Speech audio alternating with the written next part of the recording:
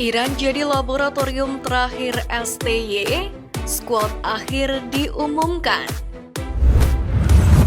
Uji coba Timnas Indonesia versus Iran menjadi laboratorium terakhir bagi Sintayong jelang Piala Asia 2023. Maka dari itu, meski berstatus persahabatan, pertandingan ini sangat penting untuk mempersiapkan segala aspek jelang turnamen sesungguhnya. Karena banyak hal penting yang didapatkan oleh tim asuhan Sintayong tersebut. Sebab berkaca dari pertandingan kedua melawan Libya kemarin, terdapat peningkatan dari laga pertama. Itu terukur dari statistik pertandingan yang menunjukkan perbaikan dari segi tembakan, catatan peluang, hingga pola bertahan. Maka tidak heran laga ini digelar secara tertutup. Yang mana menurut keterangan Ketum PSSI Erick Thohir, laga uji coba digelar pukul 16.30 sore waktu setempat. Dengan status pertandingan yang tertutup, praktis Sintayong punya ruang yang lebih lega untuk bereksperimen. Publik pun hanya bisa berharap yang terbaik dari laga uji coba kontra Iran tersebut. Pada kesempatan terakhir ini dipastikan langkah yang dilakukan Timnas Indonesia adalah menerapkan formula terbaik untuk Piala Asia, yang mana penjajakan sudah dilakukan oleh Sintayong di leg kedua lawan Libya. Pada leg pertama kontra Libya, Sintayong menerapkan sistem coba-coba dalam dua babaknya. Hasilnya, skuad Garuda kalah telak 0-4. Sedangkan di leg kedua, STY lebih hati-hati lagi dalam memilih strategi. Ia menerapkan taktik andalannya dengan menaruh 3 bek tengah dalam skema 3-4-3. Selain bisa mencetak gol lebih dulu, Indonesia juga mengurangi jumlah kebobolannya. Ini diuji tanding pamungkas, Sintayong pasti lebih hati-hati dalam menyusun strategi. Sebab ini adalah kesempatan terakhirnya untuk coba-coba. Di satu sisi, kehati-hatian diperlukan karena Indonesia memang terbilang belum dengan kekuatan penuh. Lantaran 2 bek sayap yang masih diragukan tampil adalah Asnawi Mangkualam yang cedera dan Sein Patinama yang sedang diberi waktu untuk menjenguk sang ibu di Belanda. Sementara itu, Iran sendiri ternyata juga punya tujuan penting mengapa menerima Timnas Indonesia sebagai lawan tandingnya. Padahal, anak asuh Sintayong terbilang tim terlemah di ajang antar negara benua kuning ini. Menurut asisten pelatih Iran Hamid Motahari Timeli, Timnas Indonesia pernah menahan imbang Palestina pada FIFA Matchday Juni 2023 lalu. Maka dari itu, Iran mau untuk melawan skuad Garuda. Bagi Iran, melawan Timnas Indonesia jadi momentum tepat menuju puncak performa sebelum partai pertama mereka di Piala Asia 2023. Bahkan untuk meraihnya, Amir mengaku sudah menuapkan strategi khusus dengan menyiapkan 2 tim saat berhadapan dengan Timnas Indonesia. Tentu ini akan sangat bermanfaat bagi skuad Garuda, melawan negara yang secara kualitas berada jauh di atasnya, dan sang pelatih pun menatap friendly match ini dengan serius. Lebih dari itu, laga melawan Iran pun juga akan menjadi momen penting buat Timnas Indonesia. Sebab skuad final tim merah putih untuk Piala Asia nanti akan diumumkan usai uji coba Timnas Indonesia versus Iran di Qatar, tepatnya pada tanggal 10 Januari nanti. Dalam hal ini Adam Alis dan Arkan Fikri, 2 nama yang sebelumnya telah dicoret masih berpotensi untuk masuk kembali ke dalam susunan pemain. Menarik untuk menantikan skuad final dan kejutan apa yang akan disiapkan Sintayong jelang Piala Asia 2023. Ketum PSSI dukung target Sintayong di Piala Asia, pemain dituntut kerja keras.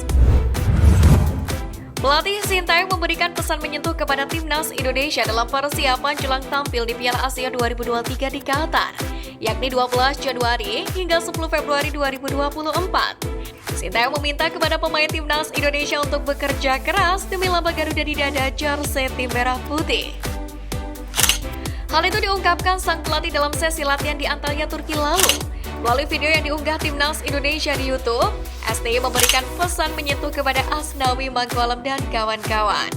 Pelatih asal Korea Selatan itu tidak ingin pemain Indonesia malas-malasan selama persiapan ke Piala Asia nanti. Kalau sudah ada di dada kalian, Garuda harus bekerja keras untuk itu. Nggak boleh bermain seenak kamu, ujar Sintayong. Sebelumnya, gelandang Timnas Indonesia Mark Locke juga mengingatkan rekan timnya tentang kerja keras untuk ke Piala Asia. Pemain kelahiran Belanda itu meminta tim asuhan Sintayong untuk keluar dari zona nyaman dengan berlatih serius. Siap mental berlaga di Piala Asia, tapi fisik sangat beda nanti di level Asia. Saya juga harus kasih maksimal untuk ambil di level baru nanti. Dan 2 minggu ini, 3 minggu ini, sangat penting buat saya dan tim semua untuk keluar dari zona nyaman. Satu grup dengan Irak, Vietnam, dan Jepang, Sintayong diketahui mematok timnas Indonesia untuk bisa lolos ke babak 16 besar Piala Asia.